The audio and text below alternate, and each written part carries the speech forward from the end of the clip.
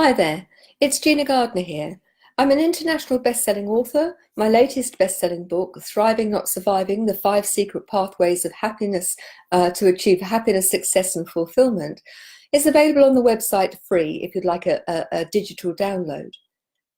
I'm also an empowerment and relationship coach, and I work strategically with businesses, but everything I do is about empowering people to step into being the best they can be.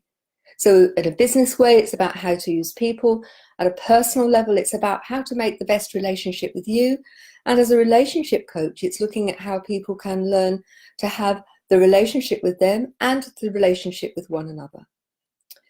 In today's episode, I'm picking up on some questions and issues that people have actually shared with me over the last week. And that's it. The issue is around how do you manage not to live in the past, not to be focusing on the past to the point where actually it's disrupting and spoiling your present and your future. Another person has asked, how do I manage to stop living in the past and let go of the grief about losing my son? And my heart goes out to that person because, losing somebody that you care about is incredibly difficult. But to lose your child, I think, is probably the most difficult thing to deal with. And so please take on board that I am not making light of anything. But I do want actually to make the point that the only thing that we have is now. And this moment will be past in a moment. And we'll have the next moment and the next until we don't. And making the most of the now and actually taking the best from the past and using that to help us in the now and to prepare and to make the best of our future seems to me to make perfect sense, because if you're constantly looking back, you can't be in the present and you certainly can't be looking forward. And whilst I'm not saying that it's something that you can do easily if you have huge baggage from the past, I would say to you it's worth doing the work. Now, in a Facebook Live like this, I can only touch the surface, but I wanted to share with you a few principles that I thought might be helpful. We are on this journey called life, and our life is, for me, it's all about growth and learning. Hi, Lynette, lovely to see you. We have this moment here.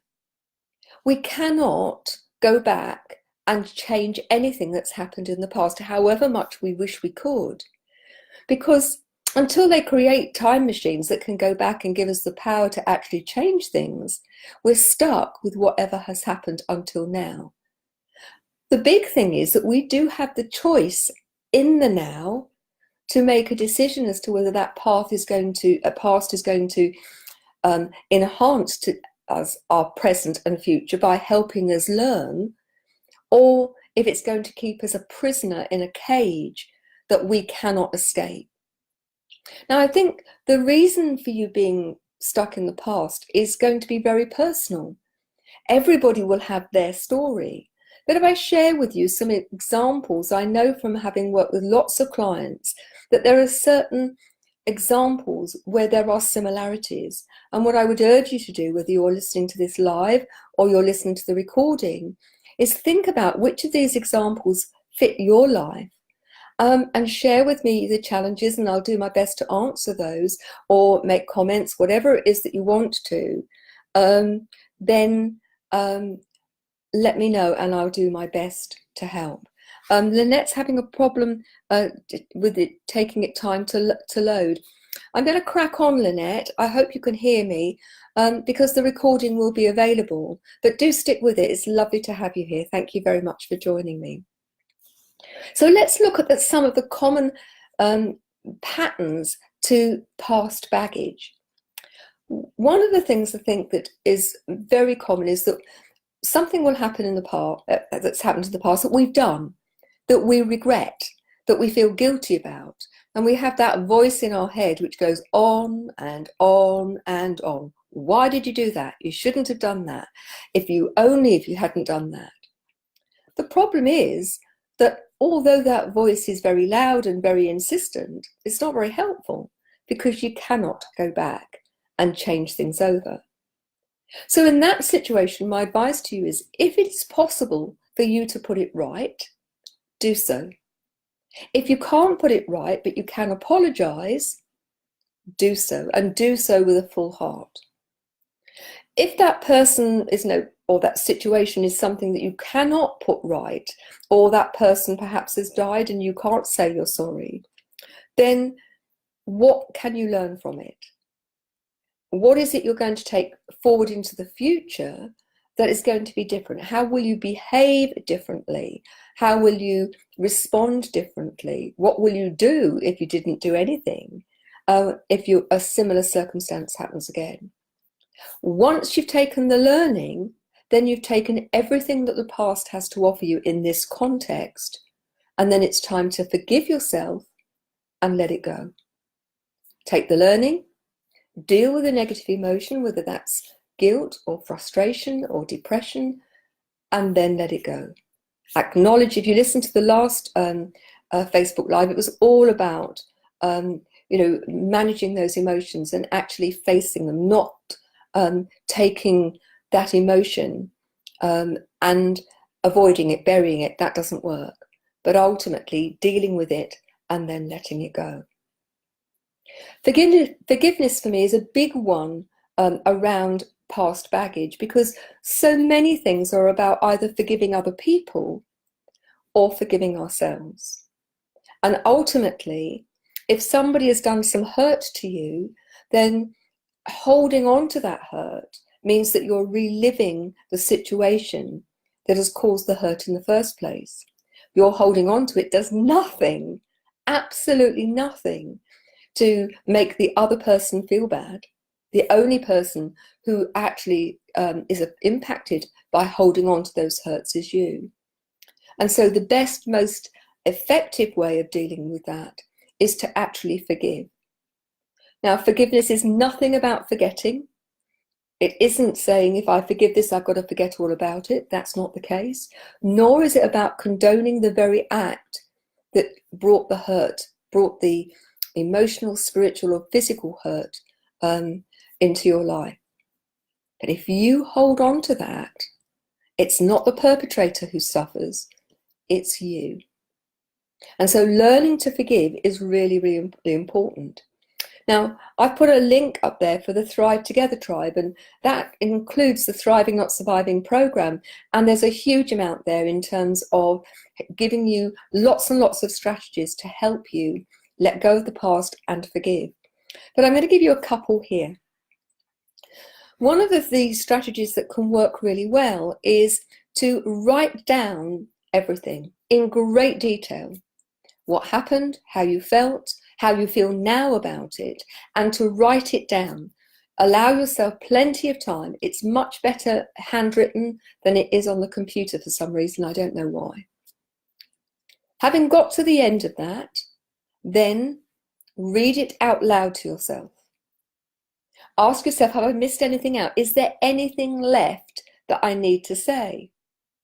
Put that paper to one side and start again. And write the whole thing out again. Because one of the things that's important to do is to lessen the sting, lessen the hurt. And repeat the exercise until you can read it out. And that gut, that real core feeling that you get when you think about it has become dissipated, because you've actually done a brain dump, you've got it all down onto paper. Then it can be really helpful to have a ceremonial burning or burying or tearing it up and throwing it into the sea or putting it in the dustbin. And I got one client who chose to use it as fertilizer for her roses. So she dug a pit, she put the papers in, and then planted a rose bush. And I have many clients who have experienced considerable abuse, who have managed to forgive their perpetrators. And in doing so, give themselves the absolute freedom in their present and their future to enjoy their life to the full. And I urge, if you have experienced significant trauma, significant to you, remember, not to other people, trauma, and you're finding it really difficult, then please get some help. And if you want to private message me, I'll be very happy to have a chat with you. The third area that I would like to explore is that of when you lose a loved one. I've never lost a child, but I have lost my parents, and I've lost my brother, who I was very close to. And I know what it is to feel gut-wrenching grief when somebody who is very precious to you dies. And my brother suddenly dropped dead. There was no warning, just got a phone call out of the blue. He was practicing for the London to Brighton cycle race. It was the week before the London to Brighton cycle race. He was doing a final practice and he dropped dead. Grief is an incredibly personal thing. Everybody deals with it in their own way. But it's very easy, I think, to get stuck in a cycle where the hurting is so great that there seems to be no way forward. And I think it's really, hi Claire, nice to see you, thanks for joining. We're talking about dealing with the past, and I'm just started to explore the whole business of dealing with grief, because a previous listener has brought up the issue of how do you deal with the death of your child? For some people that might be their mother, their father, it could be their partner. However, you've lost a person, and I use that word lost, it's a bit of a euphemism, isn't it? If you've had somebody that you love who's close to you that's died, they leave a gaping hole. And I think in the first instance, it's important to be kind to yourself and to give yourself some time to grieve. And grief takes many, many forms. They say there's 4 stages. There's, to start with, that you are in shock, that often you feel anger, that there's disbelief, and there's often depression. And they don't necessarily go in order, and they don't necessarily go 1, 2, 3, 4, but they all mix up. And it can be very, very difficult when you lose somebody. And for the first few days, people are very sympathetic. They are very helpful. And then it's as if the waters have closed over a pebble because life goes on. Helping somebody who has lost a loved one is an interesting one too, because one of the things that clients have often said is what they've found difficult is that certain people that they thought were friends or were close to them have withdrawn. And I think that's more about their sense that they cannot cope with whatever it is that's happened, that they are not in a position, they're not resourced enough to put themselves to one side in order to support and help the person who's bereaved. But it can add another layer of grief, because not only have they lost the loved one, but they've lost their friends as well. And so if you know somebody who's been bereaved, I would urge you, phone them, go and see them, give them a hug and simply say, I don't have the right words. I don't want to put my foot in it. I just want you to know that I care and I'm here for you. And if you talk about being here for somebody, then not just in the first week, because often those first few weeks, there's plenty going on and lots to do. It's in the weeks and months afterwards, and suddenly there's this huge void. And that that there's things that happen which trigger a piece of music, a perfume, a particular type of food that you dish up and you think, oh, that was their favorite, that can actually open the chasm, this great big pit of grief again. So I've said to you, be very kind to yourself. But I think you need to be kind, but you also need to be, what's the word I want? This is about being compassionate. It's not about allowing yourself to wallow, or at least not for very long. The wallowing bit works in the short term. The danger is the wallowing becomes a pattern. And if you're not careful, the pit gets deeper and deeper. And there are a number of things I think that can help. And one of them is to keep busy, because when you have lots of time on your hands, it's easy to overthink. It's easy to get lost in that thought that in your house, in your life, there is this big gap. I was once given a piece of advice that I found helpful, and I've used with a number of clients that I've had that have been bereaved. And it was this: if you listen to the radio and you're listening, as I do, to classic FM, well, Radio 1, 2, 3 and 4 and all sorts of other radio stations, Heart, if you're in America, I know, or in another country, you'll have all sorts of radio stations. They are all going on, but you're not tuned to them. And it was suggested to me that, you know, when somebody dies, that you can still tune into them. And it was a great piece of advice. It happened after my mum had died. And, you know, I can still tune into my mum. And I know my mum so well. I know what she would say in any given situation. I know what her values were. I can hear her in my head when I'm doing something right and hear her saying, "Way to go, girl, well done." But I can also hear her in my head when she's saying, "It's not how I taught you. No, don't do it like that." You can access other people who are not with you, whether that's geographically or whether that's not in this energetic zone, or however you want to describe it. You can tune into that person. Now, I fully appreciate that's not the same as being able to give them a hug, to read them a story, to cook them a meal, to be cross with them, whatever it is that you're missing. And sometimes it is the argy-bargy and the argument and the tension that people miss. Other times it's the fact that they miss that physical contact.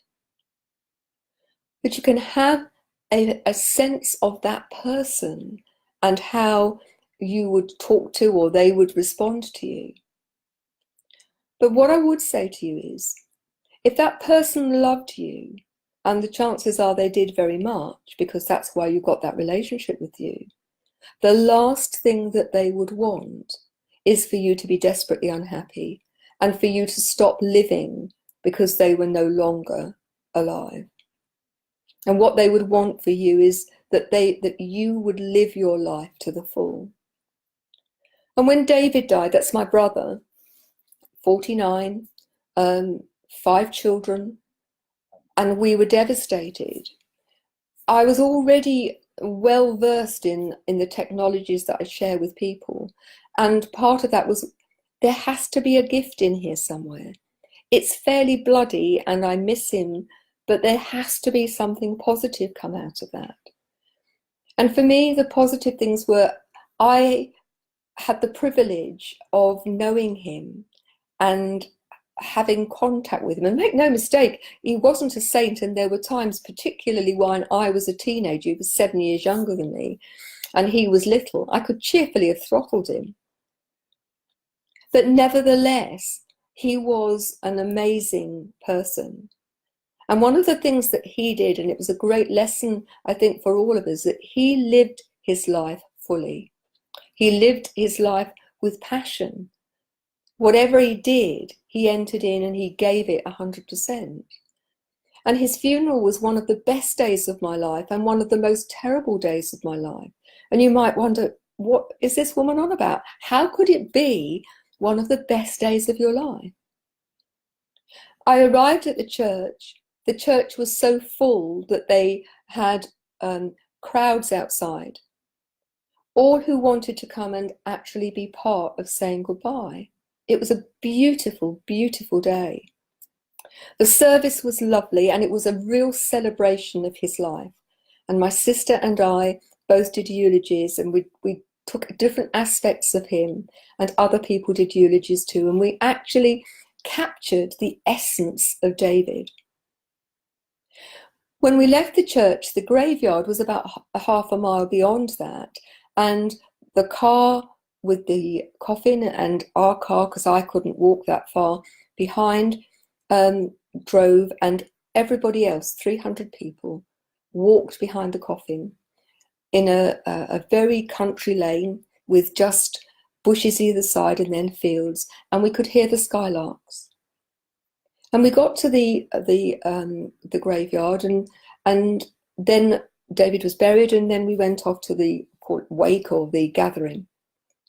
And all through the afternoon, people kept on coming and saying, "You don't know me, and probably nobody else knows this, but when this happened, David came and helped me." Or, "I'll be thankful to David because he offered me a bit of advice." And there were people there who actually hardly knew him, but they wanted to come, and so many of them had a story about how David had made a difference to their life. And although he only lived 49 years, I thought to myself, this is a life that's been well lived. He's left a legacy. He's touched these people's lives. And for me, one of the lessons I took from that is, I want to live my life with purpose. I want to live my life fully. I want to leave a legacy. I want to make a positive difference. And one of the ways, if you are in the throes of grief, that you can make a positive difference is, look around you and look at where you think you can offer some of your time, some of your help, perhaps with a voluntary organisation, perhaps in a school. But in that doing something which helps other people, you are in fact helping you. And there are many examples, aren't there, of people where somebody's died and they've set up a charity to support people, either to avoid the problems that that person had or to help people make their lives even better. And so doing something that you find that you believe makes a difference can be an incredibly powerful way of helping you find your way through that grief. Now, I'm not talking about doing this on day 1 or even day 31 or even after a year. But the sooner you can actually start to look outside you, start to contribute to something that is bigger than you, meet people, and actually have something other than your grief to focus on, that can make an enormous difference. But David gave me other lessons. His death gave me other lessons. One is look after your health. David's condition turned out to be a congenital one. If he had been screened, they could have done something about it. And actually, it was a heart condition, and it's the most common reason for sudden death in adults, where there's no history of illness. And the problem with it is the first attack is likely to be your last. And he had been putting off for months and months and months going and having a full screening. And I would say to you, look after your health, eat well, exercise, drink plenty of water. Don't fill your body with toxins like tobacco or too much alcohol or too, drugs. You have one body, look after it, it's precious. And if you have loved ones, do your best to ensure that they do the same. The next lesson that I took from David is that relationships are probably the most important thing in our lives. David, I think, was quite unusual for a guy in that he was really good at sending little texts, and 2 or 3 times a week I'd get a text which just would say, "Love you," or "Thinking about you." And that would really brighten my day.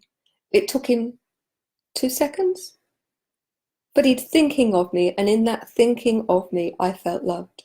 And it turns out that, he did this to many people that he cared about.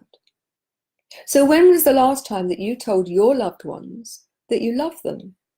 Now, many of my clients say, oh, they know I love them. They know I care about them. Or if they're a manager, they know I really care about them. But when was the last time you told them? When was the last time, where appropriate, you gave somebody a hug? Not for any reason other than the fact that I care about you. When was the last time that you actually thought about the people that you are in your life and decided that you wanted to let them know that they were important to you? Because it's so easy either to take them for granted or for people to feel they're being taken for granted. And never underestimate the power of thank you. Noticing what people have done for you and saying, thank you, I really appreciate that. Your relationships are precious, but be careful, because some of those relationships in your life are probably quite toxic. And I would say to you that, when somebody dies, it's a time to really re-establish, re-evaluate your life and look at, which of my relationships, which of my behaviors, which of my patterns of behavior are empowering and do I want to keep, and which of these is it time to ditch. And if you have friends who, I call them energy vampires, the ones when you meet people and they go, or you leave and you go. Now, there's a difference between somebody who's going through a hard time and you're supporting them. They're not energy vampires, they just need your support. But if they are negative people who leech your energy consistently, you have to ask yourself the question, should I be spending so much time with them? Now, if they're your family, that's a bit tricky. But there are still ways to limit the negativity that comes with those people. So, make the most of every day, look after your health, look after your relationships. And I think the last one to say is your emotional state, in fact, your whole well-being, is your responsibility. It doesn't belong to anybody else, it belongs to you. If you're struggling, and I know grief can be incredibly challenging, get some help. It's not a sign of weakness to get help. If plumbing's gone wrong, you get a plumber in. If your car goes wrong, you go into a car mechanic. But when something big happens in our life, many of us think we have to deal with this on our own. And that's not the case. There are people out there who are ready to help. Now, part of the 30-day challenge is because I have a huge mission in life. My mission is to impact positively on 1 million people's lives within the next 5 years. Now, that may not be all firsthand. My plan is to help support people to become strong, to become the spiritual leaders, matriarchs of their family, of their small community and their larger community. And so each of those people will in turn have a positive impact on other people's lives. We live at a time where we like to think of ourselves as civilized, and yet I think the levels of fear that we live with, the levels of a sense of, I can't do anything about this, it's too big, I think have never been more immediate. And part of that is because we live with news as it's happening. You don't have to go back very far, and it would have been a newspaper, and it would have been at the earliest the next day, and for some things it would have been the next week or even longer. But we see news in the now, and I think part of the problem with that is that it makes us feel unresourced and helpless. Now, you can't do anything about what's going on in Afghanistan or Syria, or for the most part we can't, but you can make a difference in your life with the people around you and help them make a difference to the people around them. And so that's what my mission is, and I would be really grateful for your help. And I'd be grateful for your help in a number of ways. One, share any issues that you've got, any questions. I'm really happy to answer them, either within the session or to use them as the theme for future sessions. The second is, please share. The only way this is going to get out there is if people help it go viral. Share it with the people you know if you found it valuable. Make comments and ask people to share it beyond them too. Come and join the Genuinely You group. And if you would like to actually have a go at becoming a member of the Thrive Together tribe, you can do that for $1. Because I think that it's better to try before you buy. Come and try it for a month. There's huge amounts of resources. Those resources include a very structured program. There's a huge amount in there around letting go of past baggage, of forgiveness, and so on. There's interactive coaching sessions twice a month. There's a very active Facebook group where you can raise issues. You can have some support and help. Will help keep you accountable and will help celebrate your successes. Visiting speakers, there's activity books and videos that go with the structured program, and a themed journal, and all sorts of other things as well. So if you'd like to have a go, all you've got to do is click on the link that's in the comments at the beginning of this Facebook Live. And that just remains for me to say to you a huge, huge thank you for joining me. And I look forward to you next time. At the moment, during this 30 days, I'm experimenting with different times of day to see, what is attractive to most people. Let me know which day of the week is best for you and which time of day. And so by the end of the 30 days, we'll get a real sense of how I can best move that forward. So thanks again for listening, whether you're in the live Facebook now or whether you listen to this later. Let us know what you think, and please keep in touch. Share. Help me help as many people as we can do together. So thanks so much. Take care, and I'm sending you lots of love.